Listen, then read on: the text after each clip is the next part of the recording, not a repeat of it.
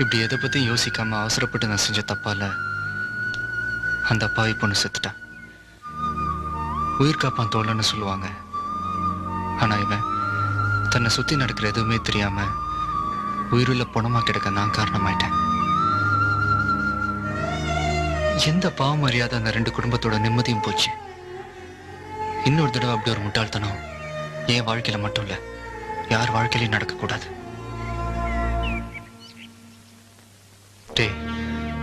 ஒரு பொண்ணு நம்மளை பார்க்கறதுனாலயோ சிரிக்கிறதுனாலயோ 4 வார்த்தை பேசுறதுனாலயோ அது நம்ம காதல்னு தப்பா நினைச்சிக்க கூடாது.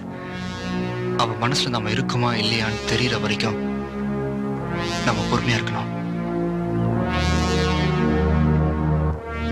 நான் தெரியாம செஞ்ச தப்புக்காகத்தான் யார் காதலா இருந்தாலும் சரி, உண்மை காதல்னா என் உயிரை கொடுப்பேன்.